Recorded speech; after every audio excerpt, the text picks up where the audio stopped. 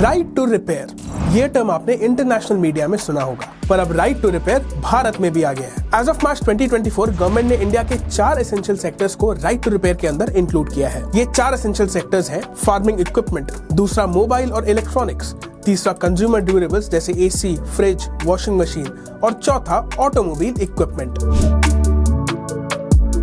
सरल भाषा में राइट टू रिपेयर का मतलब होता है आपका सामान आपका अधिकार। मतलब अगर आपने कोई चीज राइटफुली खरीदी है तो उसे कैसे भी और कहीं भी रिपेयर और मॉडिफाई करने का डिसीजन पूरा आपका होगा, वो आपका अधिकार है। अब ऑटोमोबाइल और ऑटोमोबाइल इक्विपमेंट में राइट टू रिपेयर का आना बहुत इंपॉर्टेंट है। चलिए समझते हैं।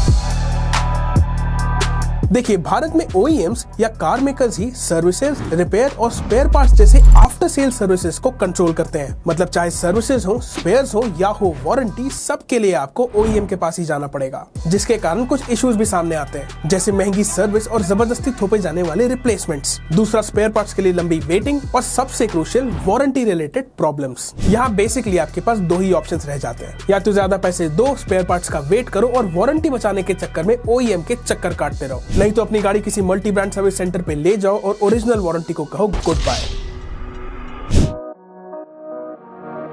ऑटोमोबाइल सेक्टर में राइट टू रिपेयर के आने से काफी राहत मिलेगी, खासकर उन लोगों के लिए जो अपनी गाड़ी का सर्विस और रिपेयर बजट में रखना चाहते हैं और अफोर्डेबल और किफायती सर्विसेज के लिए ऑथराइज से बाहर मल्टी ब्रांड या अपने चॉइस के इंडिपेंडेंट सर्विस सेंटर को प्रेफर करते हैं। इनफैक्ट राइट टू रिपेयर से आप जो एंड कंज्यूमर होते हैं, भले ही आपने अपनी गाड़ी किसी मल्टी ब्रांड से सर्विस कराई हो, आपकी गाड़ी की ओरिजिनल वारंटी 100% इंटैक्ट रहेगी। इसके अलावा राइट टू रिपेयर से OEMs को अपने स्पेयर पार्ट्स ओपन मार्केट में प्रोवाइड करना पड़ेगा, जो कि कई ब्रांड जैसे होंडा, टोयोटा और ज्यादातर लग्जरी गाड़ियों में मेजर इशू होता है। ऐसे ब्रांड्स के स्पेयर पार्ट्स इंडिपेंडेंट गैराजेस पे मिलते ही नहीं।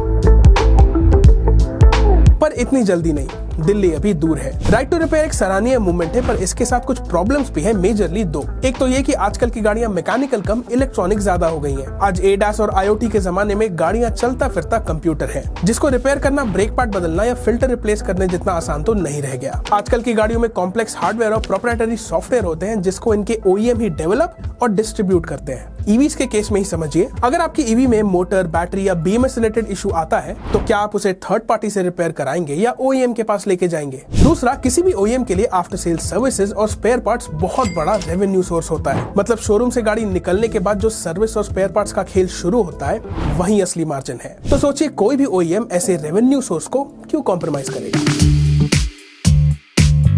ये देखना काफी इंटरेस्टिंग होगा कि इंडिया में राइट टू रिपेयर को कैसा रिस्पांस मिलेगा और आगे इसमें और कौन से सेक्टर्स इंक्लूड किए जाएंगे। भारत में राइट टू रिपेयर के बारे में ज्यादा जानकारी और इसे आसान करने के लिए मिनिस्ट्री ऑफ कंज्यूमर अफेयर्स ने राइट टू रिपेयर india.gov.in एक डेडिकेटेड पोर्टल भी लॉन्च किया है, जहां सिलेक्ट कार मेकर्स की इंफॉर्मेशन जैसे customer care, service facilities, warranty cover, authorise service centres के लोकेशन और कंपैटिबल स्पेयर पार्ट्स जैसी सारी इंफॉर्मेशन अवेलेबल है। आपका क्या ओपिनियन है राइट टू रिपेयर पे? क्या इंडिया को इसकी जरूरत है? कमेंट से बताएं। एज ऑलवेज वीडियो इंटरेस्टिंग लगी तो शेयर जरूर करें और कास्ट 24 को सब्सक्राइब करना ना भूलें। मैं हूं अक्षत, मिलते हैं नेक्स्ट वीडियो में। Thank you for watching.